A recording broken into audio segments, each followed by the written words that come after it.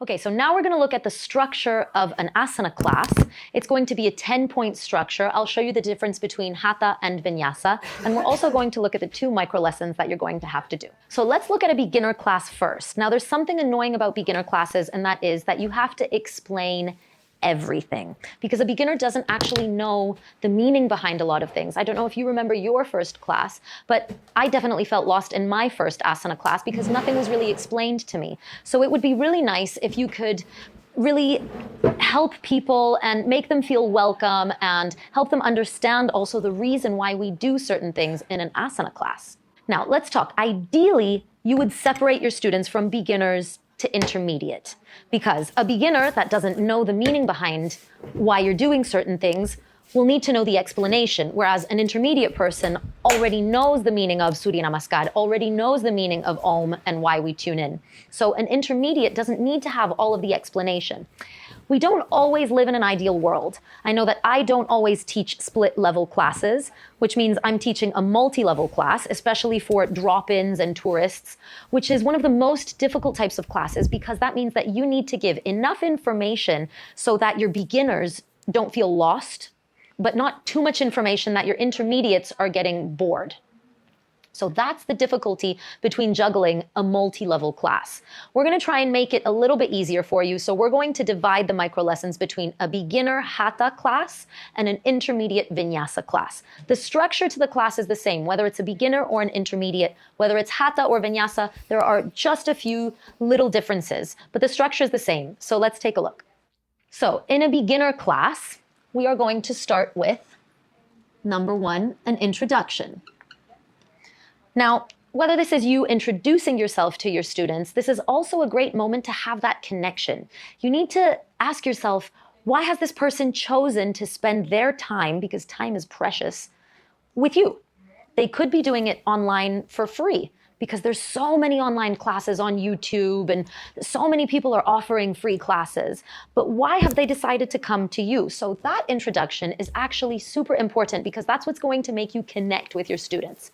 I often tell my students when we're in the teacher training and we're preparing them for the micro lesson, pretend that you have the yoga car, this amazing yoga car, because presumably you're becoming a yoga teacher so that you can help people. Obviously, you might just be doing this for you so that you can enrich your practice and become more knowledgeable, and that's fine. But normally, you're also sharing your knowledge and your gifts because you want to help someone. Maybe you loved it and it really helped you get through a hard time, so you want someone else to feel the same way. So I like to think of selling the yoga car to someone who's buying a car.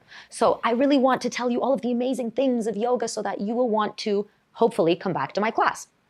So that introduction could be anything. It could be something simple just by saying the word yoga means union and today we're going to unite our bodies and our minds. Or it could be something personal like, how did you discover yoga? What does a specific part of the yoga practice mean to you? And what is it that you want to share with your students? So that introduction part is a really nice moment to connect.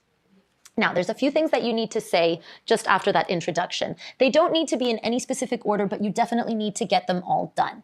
One of the things is stop if discomfort. Now, I'm going to be honest with you, I don't speak like that. This sounds like a textbook. In fact, it is in your textbook. Stop if discomfort.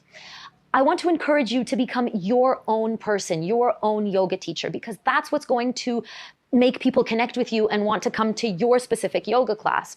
There are so many yoga teachers out there, so it really is about standing out and what makes you different from the rest. So why do I want to take your class?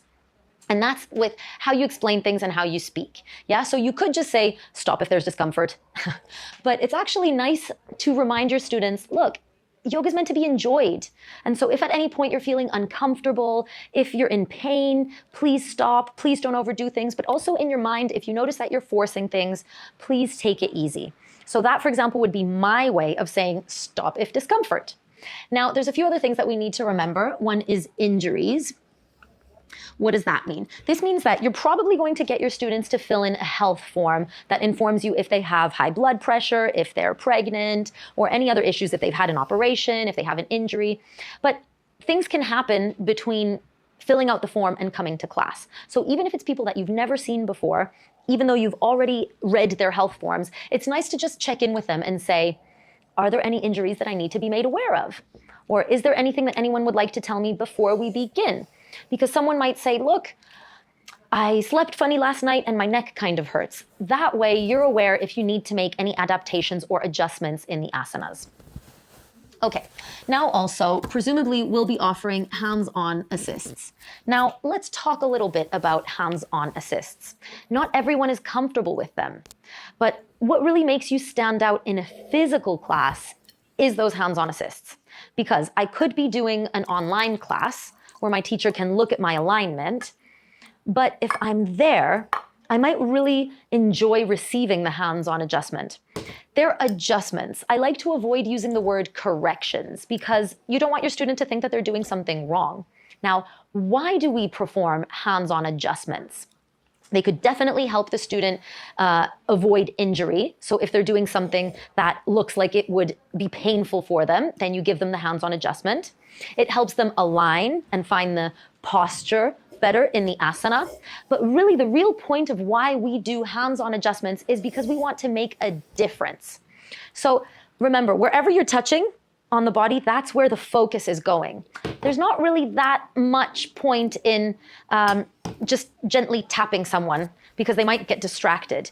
If you're doing a hands-on adjustment, you really want to make sure that you're making the student feel comfortable. You're not grabbing them or placing your whole hand around them. You hardly need to use your whole hand in adjustments. Normally, it's maximum a few fingers. But what you do want to do is make the difference. So even the most advanced yogi would enjoy or appreciate a hands-on adjustment. I know for myself that I can do Parvatasana or Adho Mukha Svanasana, which is known as mountain pose or downward facing dog. I can do it. I know that my back is straight, but when I go to class and the teacher stretches me out, I love it so much. So that's what's going to make me want to go back to that class. Me personally, if I was in a class and I was never adjusted, I don't know if I would go back to that class. So remember, there's loads of different types of adjustments.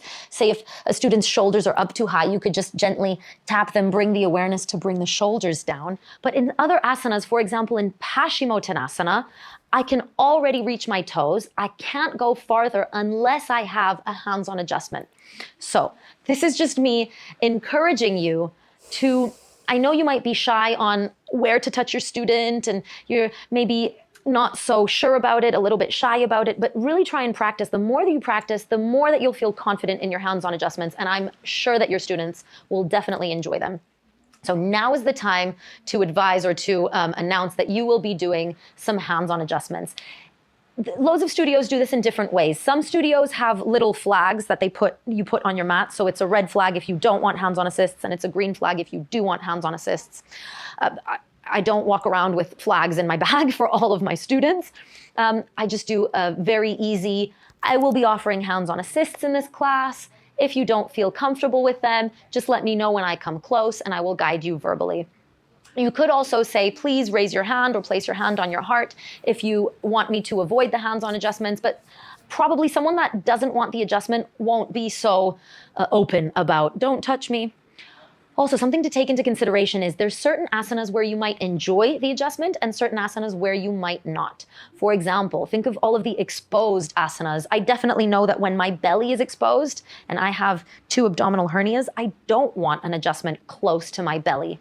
Whereas, for example, if I'm in down dog or Paschimottanasana, as I mentioned before, I definitely do want the adjustment. So it's okay for your student to also change their mind throughout the class. Just make sure that you announce it at the beginning so it's not scary or surprising when you come close to your student. Okay, a few other things that we need to inform our students about. One is seated positions. So sitting down is uncomfortable, especially because you're doing it for a long time. You're in meditation and you're in pranayama in a seated position. And someone that doesn't really know the options that they have might sit quite slouched. So something that you might want to explain is just 1 or 2 very basic seated positions. One could be Sukhasana, for example, and one could be Vajrasana, for example.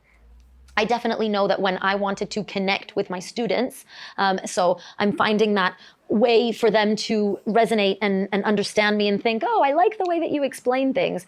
I started teaching here in Spain, in Tenerife. Spanish was not my first language, but I had to start to speak and to teach in Spanish. And so I would use the seated position, Sukhasana, as a funny way to introduce the posture, because casa in Spanish means home. So I would say, when you're in Sukhasana, it's almost like you're coming home to yourself. And I know that the students loved that because they found it a light, funny way to connect with the material. Now, it's also really important that you find a light, funny moment in the class. So it's okay to make a joke. However, don't make a joke about everything. Otherwise, your students will not take you seriously. So keeping things light, you want to show them, you want to also admit sitting down with a straight back is hard sometimes. So you might want to show them a seated position.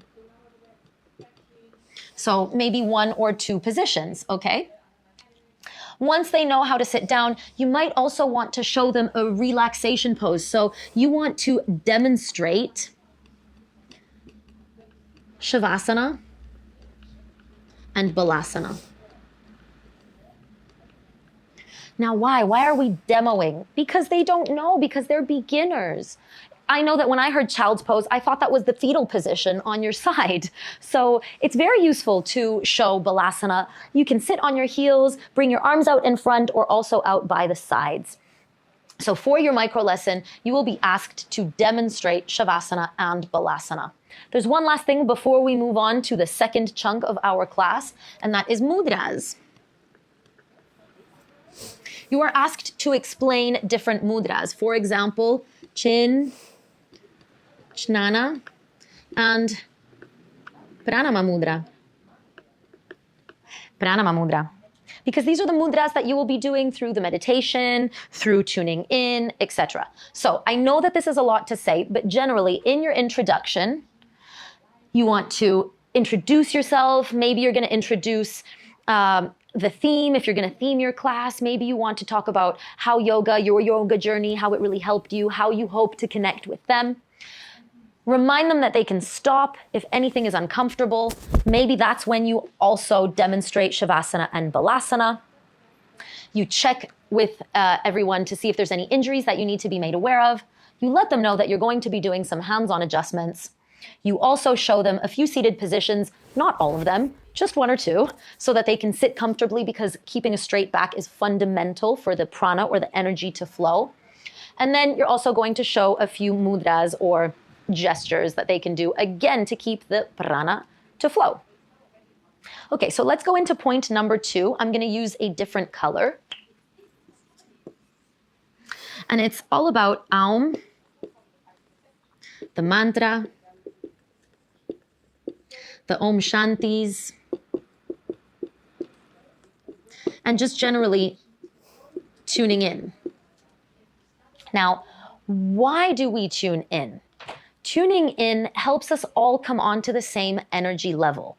I know that when I went to my first yoga class and I heard singing, I was super scared. I felt very uncomfortable. I didn't want to sing along. I wasn't explained why we were even singing. I just thought it was very uncomfortable. However, if I had been taught or explained that singing or chanting helps your vagus nerve at the back of your throat vibrate, and these vibrations help you have a better mood, they are in charge of your metabolism, in charge of your heart rate, in charge of your digestion, I definitely would have wanted to sing along, because there's so many benefits for it. It's so healthy for you. But I just thought, oh, this is embarrassing. They're singing. I don't want to sing. So it's very important to explain and to encourage students why. What is the tradition behind this? Why are we doing this? Tuning in is because we all come onto the same energy level. We're all busy people. You might have dropped your kids off at school and then come into class, and this is finally your moment for yourself. Whereas I might have been stuck in traffic and I come into the class. So tuning in lets all of your energies and vibrations come onto the same energy level. And it just unites. Let's not forget that word yoga, which comes from the Sanskrit yuj, which is union. So we're going to unite. So it would be nice to explain everything that's going to happen. Aum is 3 times in the class. You sing the primordial sound of the universe, Aum. Now, if somebody said Aum is the primordial sound of the universe, I would have said, I don't understand. So it would be nice to explain that. Aum is the sound of the universe. I definitely know that here in Tenerife, I would explain to my students that one of the best observatories in the world is here. They study the sky, and there's these great big machines that listen to the sky, and it draws a big needle draws a big wave on a huge piece of paper. And if you were to put a sound to that big wave on that big piece of paper, it would be the sound of Aum. So I remember when I explained that to my students, they thought it was the coolest thing ever. It made them want to sing Aum. Now, Aum is 3 letters. The A you want to feel in your belly, the U you want to feel in your chest, and the you want to feel vibrate in your head. That would be a really nice explanation. Now, if I just said, we're going to sing Aum, close your eyes, let's sing Aum, I know that I would be intimidated. So it would be really great here if in your micro lesson, you could demo just one time Aum. You don't have to do it for everything. You don't have to demo the mantra. You don't have to demo tuning in. You just have to demo one time Aum. Now, sometimes it's a little bit embarrassing. I know that at the beginning, it took me a long while to get comfortable with singing in front of people. So there's ways to get around it. At the beginning, I used to say, Aum isn't something that you should hear. It's something that you should feel. So please close your eyes and listen and feel to the vibrations when I demonstrate Aum. And I know that when I didn't have my students looking at me directly, it made me feel so much more comfortable. So you could also have them close their eyes while you demo Aum. Then you're going to explain why we sing the Gayatri mantra. We are the Gayatri school, and so we open with the Gayatri mantra.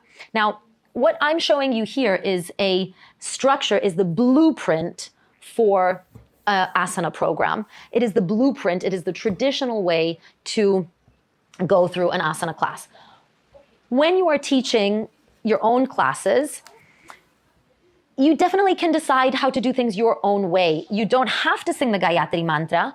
You can sing whatever mantra you want. However, if you completely take out the tuning in, or say you completely take out Shavasana, you're skipping over some very fundamental and important parts of an asana program. Let's not forget that this is respecting tradition.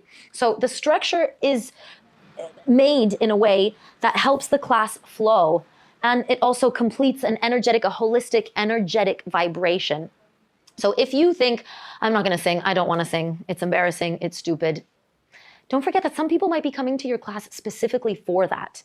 I know that some of my students are singing teachers. So if I skip out the mantra, they're going to go to another studio because it's actually something that they really enjoy. So don't forget to think about who your students might be. Okay, so in the introduction, or rather when you're explaining things for a total beginner, you might want to explain why you're singing the Gayatri mantra. So you could say something like, Gayatri is the goddess of the sun, and we want to bring her lovely sunshine energy here into this classroom. Whatever you are saying, try and encourage your students to sing and connect, which is, for example, it's totally fine if your students don't feel comfortable singing. However, you might want to encourage them, and you want to make sure that they're respectful. You want to make sure that there's no giggling or snickering or, oh, this is so silly, because that will just put you down and it won't make you feel confident. So it might be nice to introduce why you tune in, explain everything. Shanti means peace. So you sing Om and 3 times Shanti because you want to bring this lovely peaceful energy into the classroom.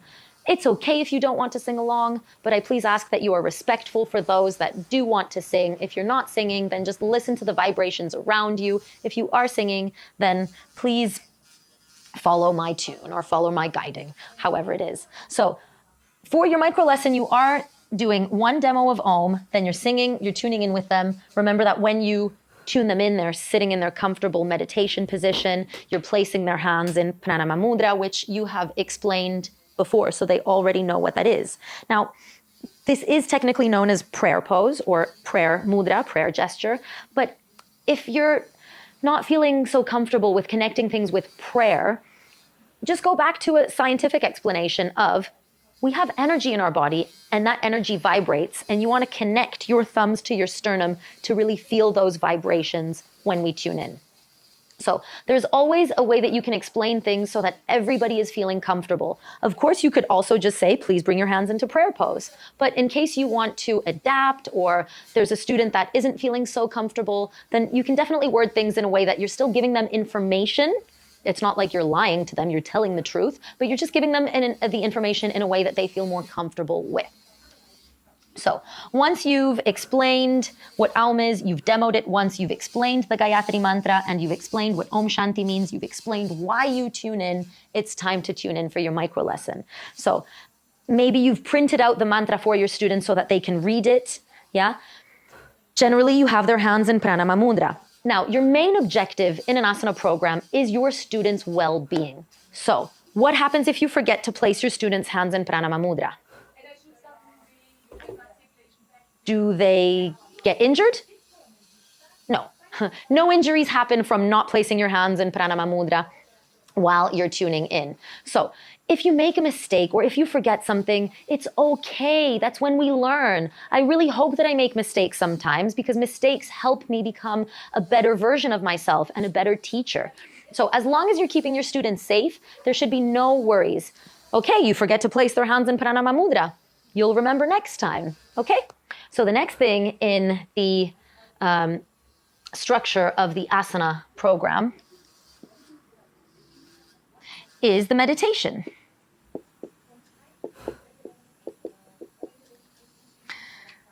And it really depends on how long your class is. Generally, I'll find that studios have classes that are an hour and 15 minutes, or maximum an hour and a half.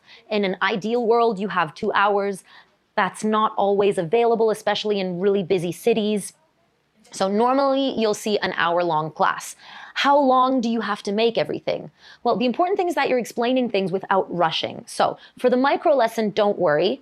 Try and be concise without over-explaining everything, because you don't want your students to get bored. But I'm not going to give you a specific time as to how long your micro lesson has to be, because I don't want you to stress and think, it has to be specifically this long. It doesn't have to be. Try and be concise, but interesting and informative. For this meditation, it could be a few sentences. You might just want to say, take a moment to arrive on your mat. Let all of your thoughts float away. Or you might want to guide a quick body scan. Now, it's up to you. In an ideal world, in an hour class, this meditation would be maybe maximum 5 minutes long. It doesn't have to be that long for the micro lesson. Maybe 2 minutes, maybe you can say something for about a minute and a half, and then you let your students just receive and mentally arrive on the mat for about 30 seconds. Again, I'm not going to be super specific with the timing, but just know that this is where your meditation comes in. When they meditate, their eyes are closed. And what I want you to notice with when you're guiding a meditation is the tone of your voice. Now, no, I haven't played with the volume. I was using a very soft voice. Sometimes soft doesn't always mean relaxing. Sometimes a very, very soft voice can be annoying because you feel like you can't hear. So it's not about the volume of your voice. It's about the tone of your voice. When I guide a meditation, I use this specific voice. I slow my words down and I say things calmly. But if you've noticed, the volume of my voice hasn't changed. I'm not going to guide a meditation with this voice because this voice sounds a little bit bossy and not very relaxing. If I were to guide a meditation, now close your eyes and I want you to think about a big white fluffy cloud and I want you to place everything on the cloud, it doesn't sound very relaxing at all. The same way that if I want you to really sweat and make an asana with strong force, I probably wouldn't be using this voice either. Do you see how I'm using the tone of my voice, not the volume, to change, to have a reaction within my students? So when you're guiding a meditation and their eyes are closed, a beginner won't feel that comfortable closing their eyes for that long.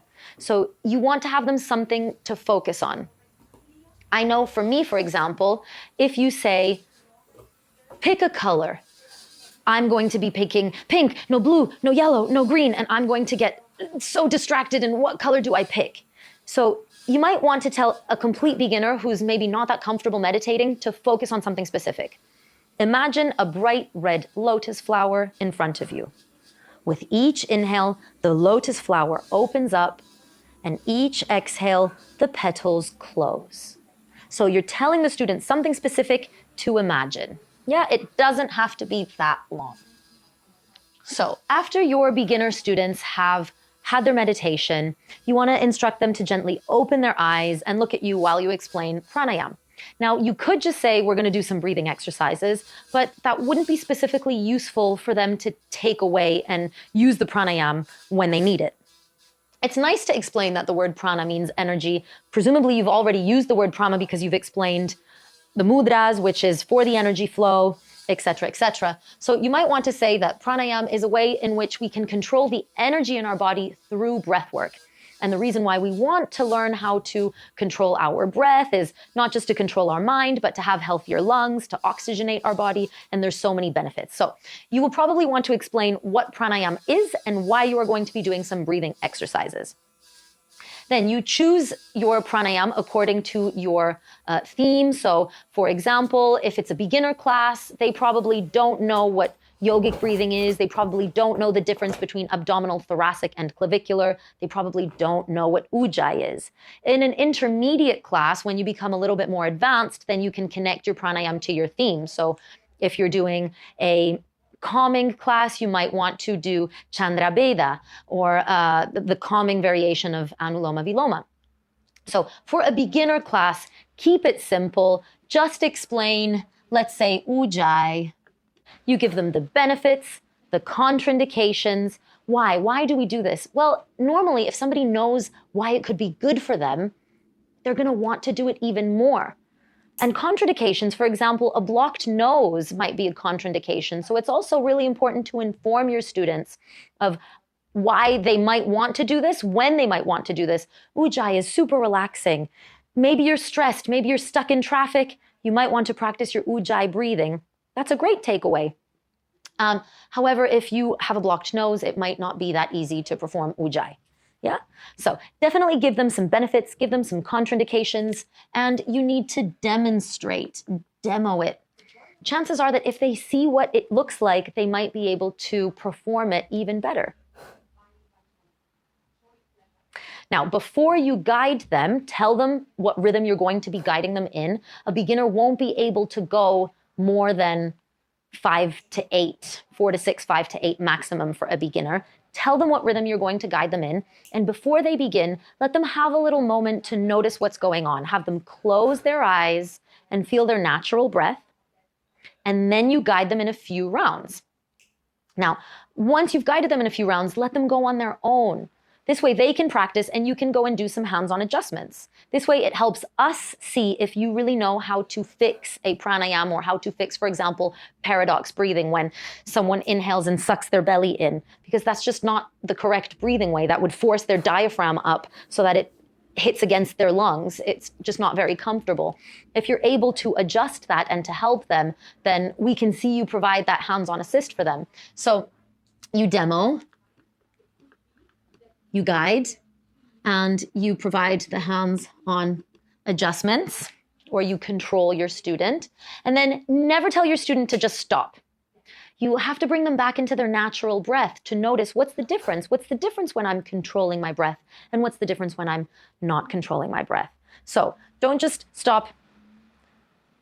Complete one more round of ujjayi, or make the next exhale your last exhale, and then slowly come back into your natural breath. Then, right after they've felt the difference, they've come back to their natural breath, it's time for step 5, which is Shavasana. Now, why do we have this Shavasana? Why is this Shavasana necessary after a pranayama? Now, maybe ujjayi isn't that difficult. However, all pranayams should be theoretically done for 10 minutes to really feel the benefits. Maybe in an hour class, you wouldn't have enough time to do a 10-minute pranayama. For the micro lesson, you won't have to do more than guiding 1 or 2 rounds, do your hands-on adjustments. This section really shouldn't take more than 4 or 5 minutes tops. But say you're doing a 3-hour workshop and you're not just doing ujjayi, say you're doing Brahmari or Kapalbhati or very strong, intense, vibrating pranayams, the students are going to need that Shavasana. Shavasana is an important moment when you integrate and you feel what you've just done. You feel the practice. It's almost like digesting. So this Shavasana is fundamental. Now, in an ideal world, this Shavasana is anywhere between 2 and 5 minutes for the micro lesson, because micro means little. It's like you're doing a baby class or a smaller class instead of a big complete class. So for the micro lesson, it's not needed to have this Shavasana for 2 to 5 minutes. Maybe you just have them there for a minute. Maybe you count 10 Mississippi in your mind and then you bring them out of Shavasana. Let's say that for the micro lesson, this is just a symbolic Shavasana. However, in the real world, in a real class, this is fundamental, and it would be between 2 and 5 minutes. Next in the structure of a Hatha class is Surya Namaskar. So notice the tone in which you guide your students as well. You wouldn't just say, come out of Shavasana, stand up. No, you need to guide them out of Shavasana gently by using that gentle tone. And then you would want your students to sit up and look at you, because you need to explain what Surya Namaskar is. Now again, beginners don't really know why they're doing certain things. So it's really nice to give them the symbolism and the traditional meaning behind things. Tell them why. What is it? What is Surya Namaskar? Surya means sun, Namaskar means salutation. Why? Why do we do this 12 times? What does the number 12 represent? Why are there 12 asanas in Surya Namaskar? What are the benefits? The contraindications? Yeah, so really let them know. It probably will make them want to do it even more. So once you've explained all this, you're going to get up and demonstrate Surya Namaskar. However, when you stand up, show them how to stand in a controlled way.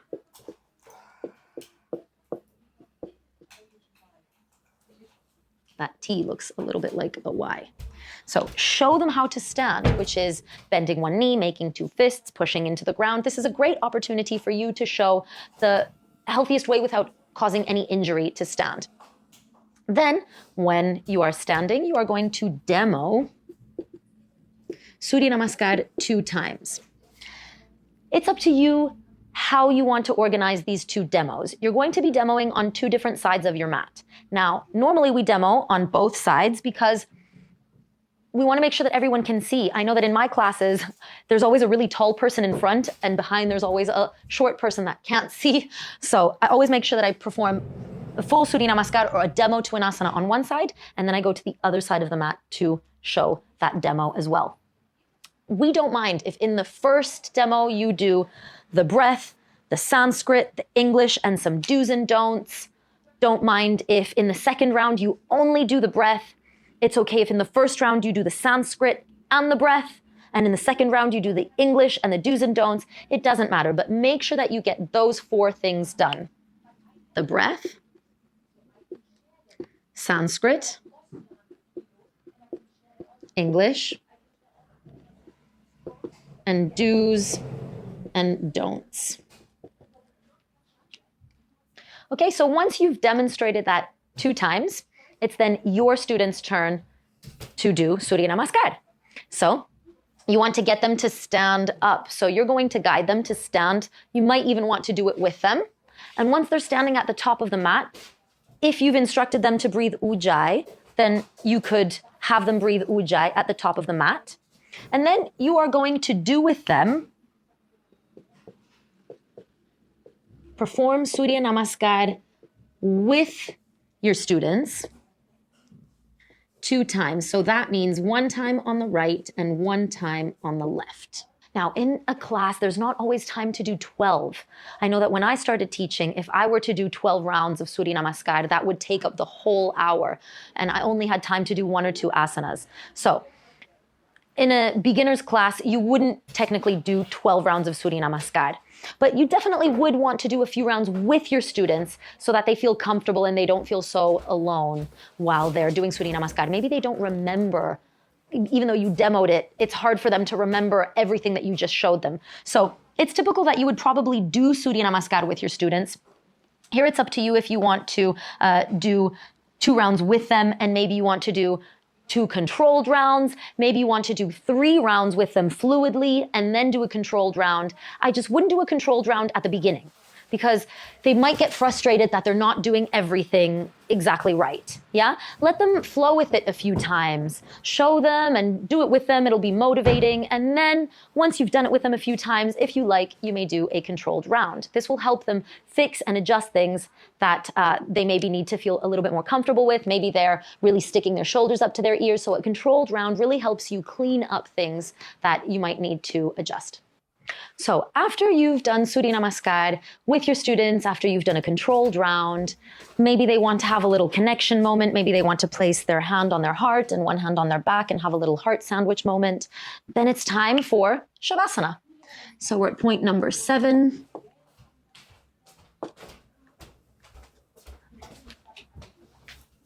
So again, this is a fundamental part of a Hatha yoga class. In Vinyasa, this Shavasana wouldn't exist. So this Shavasana is only in a Hatha class. And again, it's a fundamental part because they've just done Surya Namaskar. So they definitely want to digest it, integrate it, and have a little moment. However, it would never be more than 2 minutes because you don't want the body to cool down after you've just warmed it up. So that's in a traditional class, it's maximum 2 minutes. In the micro lesson, it can just be 30 seconds. Just bring them into Shavasana, count 10 Mississippi in your head, and then gently use your soothing voice to take them out of Shavasana. So then you get your students to sit up and look at you because it's time to perform asanas.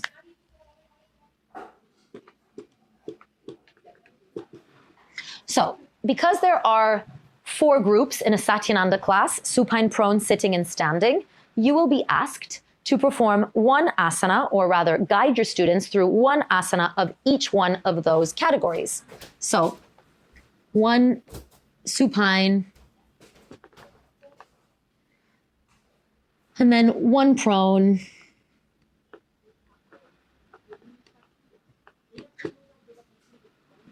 one sitting, and 1 standing. So just 1 of each. Now, there are a few rules for your micro lesson. Please, no prep movements. Please. No asanas that don't end in asana, so not prarambhik sthiti. No tadasana, because that's just very boring. Yeah, you need to guide your students or hold them in the asana for 30 seconds. So the way that you would do this is you have them sitting up and looking at you. You start with the supine asana. You explain it. You explain the benefits. You explain the contraindications. You demo the asana. So make sure that you're demoing how to come into the asana and how to come out. Be careful for fancy movements. Fancy movements means when you're demoing an asana, let's say Hasta Uttanasana, you want to hold the asana and explain things. You don't want to come out of the asana and back in and come out and come back in because the student isn't going to understand what the asana actually is. A lot of the times we demo how to come into an asana and then we start talking, and we don't explain how to come out of the asana. So please don't repeat any asanas that are in Surya Namaskar as we've already learnt them. You can choose any asanas that you want, provided that you can give the Sanskrit and the benefits and the contraindications. Okay, so you're demoing it. Once you have demoed it, it's your turn to guide it. So you're going to instruct your students to come into either supine, prone, sitting, or standing, whichever one that you are on. And then you're going to stand up when you guide. You guide them to come into the asana. And what happens, because it's 30 seconds, presumably your students don't have a clock in front of them. It can be very nerve-wracking if your students are looking at the clock the whole time. Usually you have the clock in front of you because you are in charge. They have come to you for the asana practice. They have dedicated the next hour so that you can guide them. So you are in charge of the time. Now, that doesn't mean you have to keep looking at your stopwatch. It doesn't matter if it's 40 seconds. It doesn't matter if it's 20 seconds. It shouldn't matter because at the beginning of the class, you've told them that they can stop if they're not comfortable. So this is a great time to remind them as well. If you're not feeling comfortable, if something is painful, please come into any one of the relaxation movements. Now, in each asana that you provide, you could also demonstrate a variation in case someone needs it, or while you're guiding, if you notice that a student of yours needs a block, a strap, or an adaptation, you can go and assist them. So after you've demoed in and out, you've given the benefits and the contraindications, it's your time to guide your students. When you guide, you are always standing. It's a sign of respect. You wouldn't really guide sitting down on your mat. Inhale, raise up your arms. Yeah, also because that way you can't really see. It's a sign of respect, and also you have better visualization and control over your students. So once you've guided them in an asana, then they come back and sit on the mat, and it's time for you to explain and demonstrate the next asana. So you're not demoing all four and then they do all four. You're doing it one at a time. You show them one asana, give them the demo, the benefits, contraindications, they do it, and then you come back. Now it's time for you to show the prone one. You give the benefits, the contraindications, and it's really important to stick to your transitions here. That means if you're coming into prone, you're showing them how to come into prone in the correct way. Because don't forget, when transitions aren't followed, that's normally where students are getting injured, right? So you're going to help them transition from supine into prone. I probably would have them still sitting up comfortably looking at you while you're explaining and demoing. And then when it's their turn, you stand up and you guide them to transition from sitting into prone. You guide the asana for the 30 seconds that they're there. You do the hands-on adjustments. They come out of it and they come back into a seated posture to watch you explain the sitting asana, and so on and so forth. If you notice that your students are super tired, then give them an extra little relaxation pose. If they've just done a very deep back bend, you might want to give them the counter pose of child's pose. Now careful, watch out with your counter poses because you don't want to do back bend, forward fold, back bend, forward fold. So for example, if you have two back bends, a prone and a sitting, then you want to put the counter pose after the sitting asana, yeah? If they're all back bends, then you would do the counter pose at the very end. Make sure that you're not shoving the counter pose in there too much, or that can be damaging for the spine. So after the asanas, it's time for Shavasana. Now, in an ideal world, this Shavasana lasts about 7 to 10 minutes. For the micro lesson, it does not have to be that long, absolutely. But what I would like you to do is to tell a relaxing story.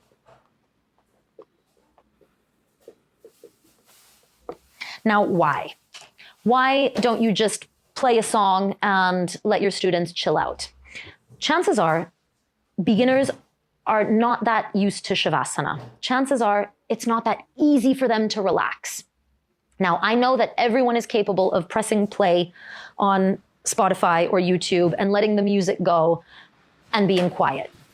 But that doesn't really show us what type of teacher you are. And that's what we want to see. We want to see this connection.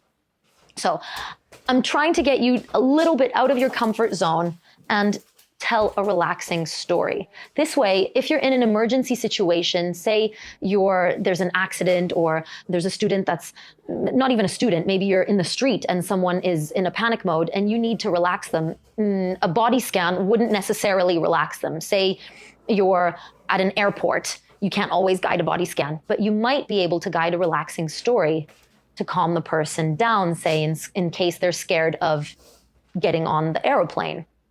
Okay, so please, for your micro lesson, for the Shavasana, tell a relaxing story. And now, last but not least,